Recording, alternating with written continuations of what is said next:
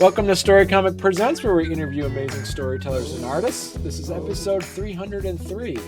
I'm your host, Barney Smith of Storycomic.com, and we're excited to have back with us the internationally acclaimed founder of Dismay Comics and the host of Store Brand Comics podcast, Brandon Ingram. Thank you. Brandon. Thank you for having me. You saying the internationally acclaimed thing made me think back to the Catch the Craze interview that you had. That's funny. Them kind of mentioning that, it made me think of that. I'm always about being technically correct. See, that's what I love doing that. True, See, it's true. all about being technically correct. Yeah. Yeah. So you watched that one. That was funny. Yeah. Yeah. That was really funny. It's all about marketing. See, that's what it comes down to. And you know this Exactly. as a writer. See, you got to make sure that you the best type of fiction is the nonfiction. See, it's like when you actually are able to say based on a true story. See, those are the ones that make you really pay attention. See, so yeah. So so as I say, Brandon, you are, with all intents and purposes, internationally acclaimed. So there you go. So yeah. There we go. Perfect. So last time you were on, you're really pushing that anthology you had, that horror anthology. And before we went live, I was telling you still that movie theater story, still to this day, I think about it once in a while. And it shows how good of a writer you are when you're able to have people still recall something that had, like, from something they read. And that's awesome. People definitely go to Dismay Comics and then check out that anthology. That was something that was pretty fun to read and watch. But you're here to talk about, you now. Is this an annual thing, Brandon? You're doing an anthology every year plus Gallows Man? How is this working out for you? It kind of just worked out that way these past couple years. Next year is actually going to be like really busy in terms of the Kickstarter realm. Like last year, it was a horror anthology with Dismay Avenue 1 and 2. This year, it's the Golden Age superhero anthology. But no, it just worked out that way. But next year, it's going to be like Tales from Town City #2, Gallows Man #3, Dismay Avenue #3. Next year is going to be busy with Kickstarters. I want to have at least 2 of those 3 done by like the Kickstarter up and ready by next year. But Right. 2, if not 3 next year. So, but yeah, it just worked out that way. This pattern. I always hear Tuesday is a good day to launch Kickstarters. That's what I see everywhere. So I've kind of just stuck with that to Tuesdays, just because I see that, as well as like maybe it's just any first day Kickstarter, but I've done Tuesdays every Kickstarter, and my first day has always been really good. So it's like, I guess I'll just stick to the Tuesday formula. So. So talk to us a little bit about what this Kickstarter is. Tales from the City #1, Golden Age superhero dark comedy.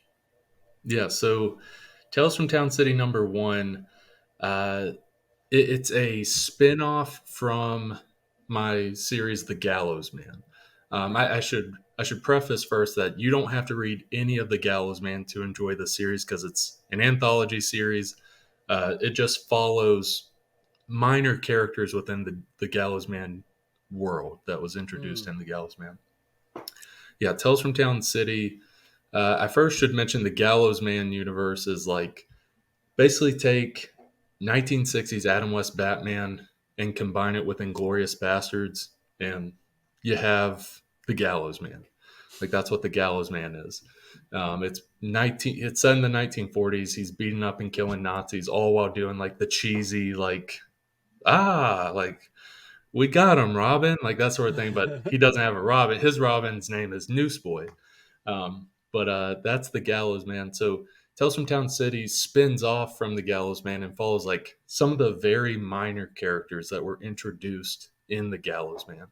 And the first issue follows, it's 3 different stories. The first story is Tinfoiled Hypnotism. It follows two homeless villains who have one of them has hypnotism powers, but it's very weak to where he goes to a convenience store clerk and is trying to convince the clerk that the he has some expired coupons. He's trying to convince the clerk that these coupons are not expired. And it ensues in like some ridiculousness there.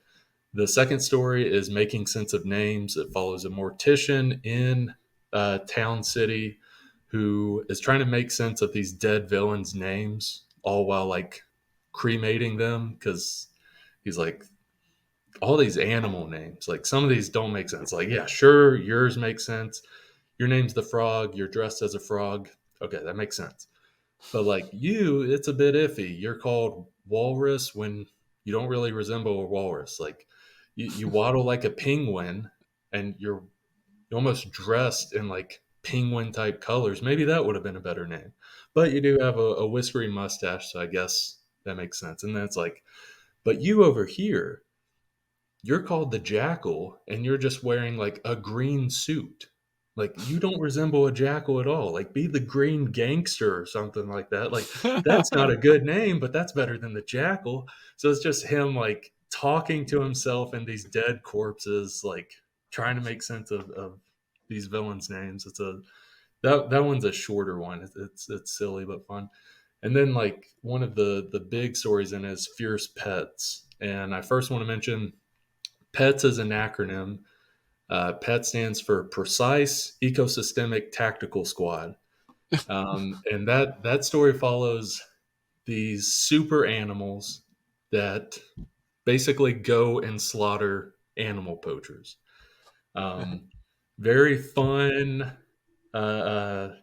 goofy, very violent story because I emphasize the word slaughter these animal poachers. But it's a fun time. It's a fun Right. time. So talk to us a little bit about as well is that you are able to really pivot towards dark comedy rather than either horror or straight up comedy. What it is about dark comedy that that you gravitate towards as a writer. It's one of those things where like I don't know. I think like through uh, my years of like listening to stand up comedians or like listening to podcasts that like feature stand up comedians, but like it's just them shooting the breeze basically. As well as through friends that I have, like just that dark comedy. I like all aspects of comedy, but like dark comedy is it just I don't know. It gets me laughing more. Like kind of the absurdity of scenarios or things that you're describing. We all understand like this is an absurd. This is absurd, but we also understand it's a joke. Hmm. But these like absurd things that happen like with Fierce Pets. Like there's like crazy violence and but there's like these dark moments of comedy. The Gallows Man, I would say, is like a darker comedy Right. because it fits because this is a spin-off of the Gallows Man, so it's still going to carry some of that dark comedy. The Gallows Man has some very dark comedy where like a scene from issue 2 of the Gallows Man is like he kills this one guy and has like has the noose around him and like has this button to like pull the guy up to like hang him, but it jams. Like this machinery that he has jams, and so there's some guards coming, and he's like, "Oh crap, what do I do?" And this is in a shipping yard. He throws the ropes up on the shipping container, goes up there, and then the guards come and they're talking to what was this dead person. They're like, "Oh, hey, Owen, how's it going? Where's Clark tonight?" And then you then see that this dead body is like being marionetted, and it's showing like the Gallows Man is like marionetting this dead body, like trying to conversate with these people, all while like the marionetting's not good. Like it's Hmm. like bones are cracking and all this stuff while he's moving around. Um, I don't know, like goofy dark comedy. I don't know. I guess it comes to like absurdity. I like some absurd humor that happens sometimes. So let me ask you a comic book writer question. So, what is your writer's what is your writing kryptonite? My writing kryptonite. Let's see. I would say maybe writing in terms of, I wouldn't entirely say it's kryptonite, but I will say it's one of my weaknesses. Is currently like writing like a good romance kind of. Hmm. Um, I'm not awful at it, but compared to like all the other things that I think I'm good at, it's on the weaker scale of writing like a good romance rather than like it being generic or it turning into some other genre that I not entirely fall back on, but it's like, oh, I'm having complications. Oh, now it's a comedy, or oh, now it's horror, or it's this, or it's that. I'd say might not entirely be kryptonite, but like writing romance is something that I want to do, and I'm Right. practicing in doing it. But it's the aspect of writing that I'm weakest in right now. The genre I'm Okay. weakest in, I guess. What are some what would you say some of the writers that you kind of pivot towards that you appreciate as some like comic book writers that have inspired you? Oh, let's see. I would say at least the ones that I follow, or here, I actually know the one that inspires me. I'll first mention ones I really like that have inspired me, but there's one that like definitely inspired me, influenced me a ton. I love Jeff Lemire, which I would say he's an inspiration as well. He was a big Hmm. inspiration.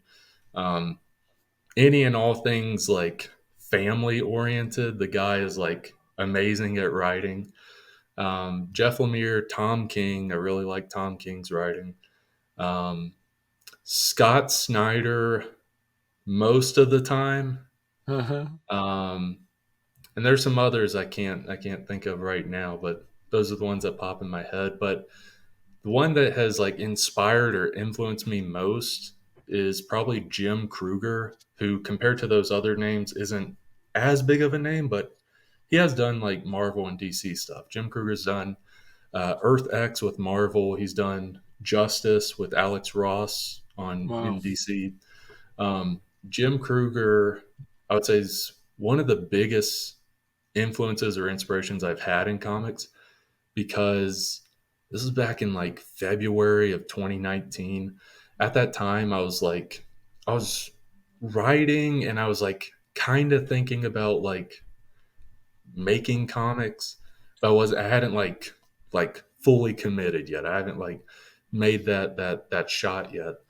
And I was at this like convention thing. It wasn't even like a comic convention. It Hmm. was like a youth rally basically. And I was there and like he was there speaking. And then afterwards he was doing autographs and signings and stuff like that. And I went up to him and was like, I talked to him for maybe 10 to 15 minutes. I should also mention a few months before this, I was substitute teaching at a library, a high school library. It was dead. I was there for a couple weeks. Like, no kids came in because it's the library. The only time they come in is if the teachers make them go in, which was hardly ever. So, to kill time, I would read like some of the graphic novels they had, and one of them was a random volume. It was Adventures of Superman, like volume 2 of like a 2013 to 2014 series. Within that, there was a Jim Kruger Superman story that I really liked and gravitated towards, even though it's just some random back issue to most. Really liked it. So, fast forwarding, when I'm at that convention, I talked to him about that, talked to him about comics and stuff. Amazing 10 to 15 minute like conversation that ultimately like pushed me and influenced me to like, okay, you've thought about making comics, now commit and do it. To Right. where that happened midway through of that February. Within a month, like early March, mid March, I was then looking for artists on DeviantArt.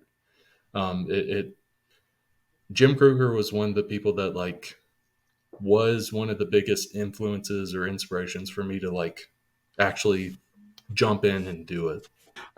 Was there any writer that you first were turned off by, that you actually kind of, as you've grown as a writer, that you've actually came back towards and said, wow, you know what, this is, they're pretty good.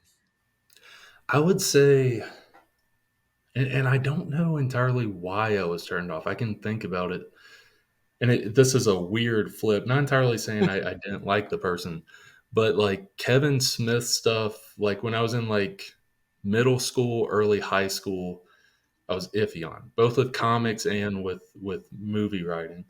But by the end of high school or like early college, it was like a complete 180. Not entirely that I didn't like him then, but like now, like of any celebrity I ever want to meet, like he's the guy I want to meet the most. Right. Um, like I don't love all of his stuff. I'll admit that I don't love all of his stuff, but like the Clerks movies, I absolutely love all three of the Clerks movies. I enjoy a good bit of his comic writing, his Green Arrow work, his Daredevil work, um, as well as like some of the other smaller stuff he's done. So I would say, in terms of writers, he was probably the one that like, not saying I didn't like, but I don't think I understood at the time when I first like watched some of his movies or read some of his comics back in like late middle school, early high school. I just didn't really understand at the time, but come late high school, early college, I was like, dang, like I really like Kevin Smith as a writer. Talking about your anthology, I really want to hear about Fierce Pets. Who's in that team, and what are their superpowers? So with Fierce Pets, I'll go ahead and mention. So it's 7 different animals within it.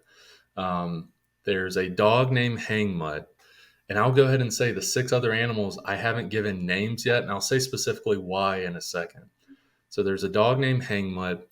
There's a cat, a sloth, a snake, a sugar glider, a walrus, and a butterfly. It's 7 animals, a lot of them like very different in terms of the range of them and stuff. Um, and that was actually a process of like narrowing down what animals were in the team. I knew it was going to be 6 or 7, but like trying to figure out like the weird variety without it being like too much. Like I didn't want like super big animals. Like the biggest was like the walrus, but I Mm, also didn't want like a horse or like an elephant or whatever it may be. Elephants wind up in the story, but they're not a part of the team. Um, but yeah, so I made those, and then as I was writing the story, I didn't give any of them names other than Hangmud because he's in the Gallows Man. right. Um, and with that, in Fierce Pets, the very beginning, like Gallows Man is in his apartment talking with Hangmut. And you, as the reader, within Fierce Pets, you understand all the humans. You understand when Gallows Man is talking, you understand when the poachers are talking. But as the reader, you don't understand any of the words the animals are saying. It's just the animal noises.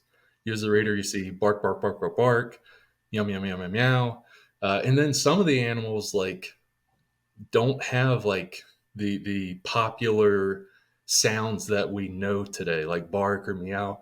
Some of them I had to like look up videos of them, of their noises and stuff, and then try to like make a noise for it. Right. And that's how you get some of them. Uh, but so I was doing that, and then as I was writing, I was like, should I give them names in this? And then I was like, at least for right now, it doesn't matter because they could be saying each other's names. Right. we don't understand that as the reader, and no one else, none of the humans that we as the reader can understand, none of them like call them by their names other than Hangmut. So it's like Right. there's no point in doing the names now. um so it's like, yeah, like I'll just go about it this way, and then if I ever do like a Fierce Pet spinoff or another Fierce Pet story, maybe I'll dive into the names there. But it was like, yeah, that's like a detail that doesn't matter right now. They have superpowers. They have superpowers. To a degree. So Okay. I say super animals only in the case of like they wear masks and they're like crime fighters, that sort of thing. But to a degree, because you see like some of them how they're like attacking some of the people, it's like, yeah, like maybe that's not like just a regular sugar glider or whatever it may be. Like maybe there's a little bit of like heightened speed or whatever, maybe because there's the sloth. Right. Like sloths we know in real life are very slow, calm, relaxed, whereas this one seems like pretty fast, almost like Wolverine like, kind Yeah. of like Wolverine the character, kind of.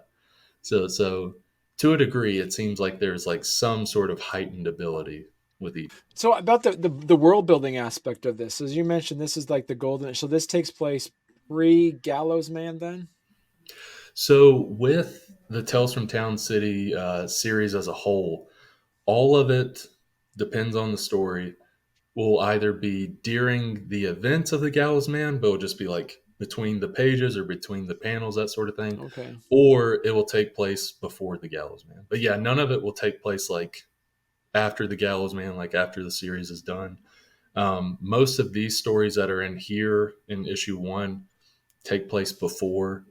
Um, there's one, the Mortician one, that takes place, I would say, during the Gallows Man, because one of those villains, well, two of them, no, three of them actually, get killed in issue one. So you would say the Mortician one would probably take place right after the first issue of the Gallows Man. But again, it's Right. one of those things where it's like, if you're a fan of the Gallows Man and you read that and you see those interconnecting pieces, it's like, oh, that's interesting. But even if you've never read the Gallows Man, it's like, oh, this is still like a good story and stuff. You don't have to know the background of the Gallows Man and where these characters came from. Are you now just kind of doubling down and just really concentrating on this comic book world that you've created, or are you going to do any more off horror anthologies that aren't connected to this comic book world?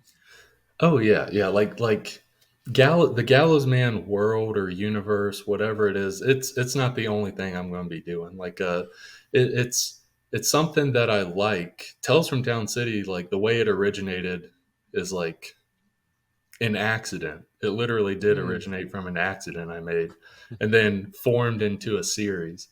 The accident I'll mention briefly was like back when I was making issue two of the Gallows Man. I finished it and finished it with the artist, and then it slipped my brain. I messed up in terms of thinking what the page length was, the finished page length, and the printer I use, the printing company I use, goes by 4 page increments. And so hmm once issue two was done, I was like, crap, I only have like 1 page left to do like behind the scenes text, because I like to have like 2 or 3 pages talking about behind the scenes, like the making of, that sort of thing. So it's like, Right. crap, I'm gonna have to like add an extra 4 pages so I can do that. Then once I did that, I was like, I have 2 pages to fill, like to do this. So I was like, well, I guess I could write like a little 2 page story within the Gallows Man universe, and it was about Newsboy, like a 2 page story about Newsboy that I really love. I love that story, and so it Right. started from there. And once I finished writing that, I was like, I kind of want to do more of these, like more of these like little stories with like these minor characters that aren't the Gallows Man. And so that's how Tales from Town City spun off. And originally it was going to be a one shot, like a 40, 50, 60 page one shot. But as I was writing all the stories, I was like, oh crap, like there's no way that can happen. To where like it's at least going to be 3 issues long. likely 4 or 5 issues, Tales from Town City, but each one with like their own stories where you don't have to pick up the previous one or whatever. But yeah, so I mentioned that random accident, uh, but I have the Gallows Man, have Tales from Town City that's within that world, but I still want to continue making Dismay Avenue. I at least Hmm. want to. We're almost done with issue 3 of Dismay Avenue. I want to get that out Right. next year. That's the horror anthology, and I at least want to make one more issue after that, issue 4 uh, Right. of Dismay Avenue. Now, that's not to say that'll be the end of my horror writing, because I have a ton of horror scripts, like a ton that are done. Like I could still Right. write some more, but that are done. I could put out like 8 or 9 issues of Dismay Avenue. But what I'll likely do with some of those is approach other publishers and maybe put it in their anthology or create an anthology within that publisher. Right. Um, but I still want to continue horror writing. Like I love writing the horror stuff. Have you ever thought about doing like, say, I'm just gonna make a Dismay Street and then just do something that's almost like a kid book or something, and just kind of go 180 and just make a not satirical horror child thing, but just like I'm just gonna make something about like how to brush your teeth, like just something that's Yeah, just yeah. like super fun. Well, that's the thing is like I've got because all of us writers, like you know this, like we have notes and ideas of stuff we want to do. I Right. have like a few pages of like specific ideas, whether it's a few sentences or whatever it may be, but I also have like several of those into like series outlines and stuff. And then some of those, it's like I have the first 2 issues written or whatever. But with what you said, yeah, like there's at least 3 or 4 series that I want to write that are like all ages. Like all ages can read it. Like it's family Right. friendly, departs from the Dismay Avenue or Gallows Man type stuff. Yeah, there's a variety of stuff I want to do. Right. The what's weird is I say that, but the one I'm like focused on most might be like the most over the top in terms of like language or raunchiness. That's the one I'm focused on most in terms of writing and creating right now. But after that one, then I'll probably Yeah. fall back to the kid friendly all ages stuff in writing. You're right. Yeah, you could totally just do like a play on words of Dismay Avenue, like call it Oh like yeah, yeah. Happy Road or something. I don't know, like something that's just like Yeah, you're just waiting for like you're reading it and you're like, when is this going to turn? And then it yeah, doesn't turn. It's like a yeah, happy ending. right, yeah. Yeah, I like that. So what are some of the things you're doing with this Kickstarter that you've tweaked from previous Kickstarters? So with this one, main focus is the book. Have I think 10 tiers related to this one, but there's also Hmm. add-ons. So with this one, there's the focus on Tales from Town City that's available digitally, physically. There's also variant cover, that sort of thing. Um, Having that, and then also with some of the reward tiers, like if someone is interested in reading both Gallows Man and Tales from Town City, like there's those like complete bundles or those like catch Right, up bundles, but it's not even really catch up because it's like you don't have to read the Gallows Man to read this, but if you want to. Um, but that sort of stuff, as well as like this isn't really new, but it started from the Dismay Avenue uh, Kickstarter, uh, like doing T-shirts. Like I really like doing T-shirts. Like this is the Dismay Avenue T-shirt. I really I like love it. that T-shirt. Yeah, Thank you. And it got me to really want to do a T-shirt for Tales from Town City, to where the T-shirt for that is the Fierce Pets, and I really yes, love the way it turned out. It's the Fierce Pets as the Fierce Pets logo on the T-shirt, and it's in 2 colors. It's in sand, which is kind of a tannish color, and then pale pink. And people may be like, "That's odd color choices," but it ultimately came down to had the design, and I wanted the T-shirt color that looked best for that design.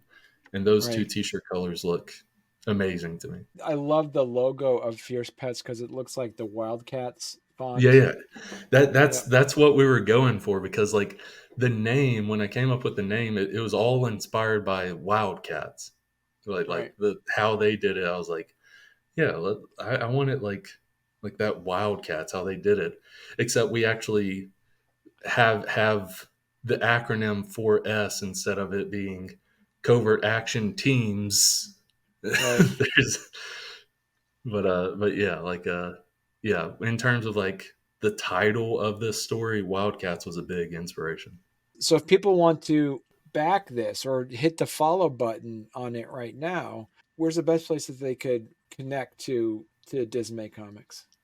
So some of the best ways are some of our social media stuff like Facebook, Instagram, TikTok. It's Dismay Comics, Dismay Comics. We're on all of those as and the link in all of those goes straight to the Kickstarter, like the bio.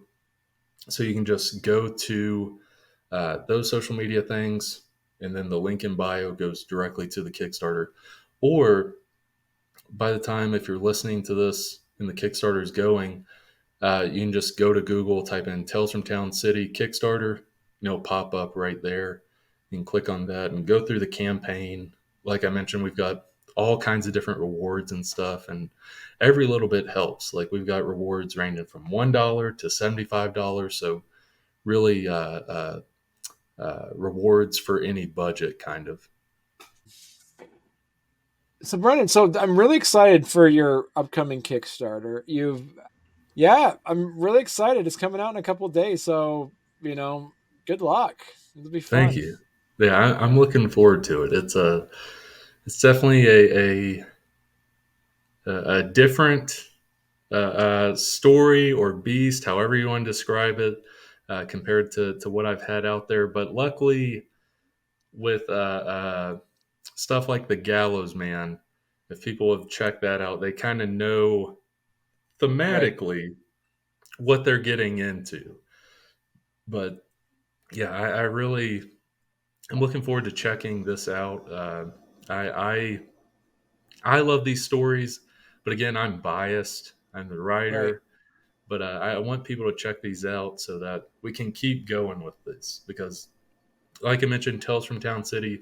It's going to be at least 3 issues. Again, each issue is its own stuff. You don't have to read any of the other issues, but I'm really looking forward to just seeing where this thing goes and getting it out there and getting the Right. t-shirts. I really want those t-shirts for myself as well. So yeah, Right. Perfect. Well, listen, so Brendan, you're gonna have to come back on for your next Kickstarter, and then for sure, man. you get the fabled friend of the show badge Yes, on your thing. See? Yeah. Yeah. I got You to can rush flash it that out. anytime you get pulled over by police. You just show them the friend of the show badge. You'll be fine. Yeah. Exactly. It's like here Here. it says if I get stopped by the police, Barney Smith says it's all good. Wave it away. It's all good. I'm a friend of the show. There you go. Yeah. Exactly. Awesome. Well, thanks a lot, Brandon. This has been great. Thank you, man. Thank you. Yes, I enjoyed it a lot. Thank you.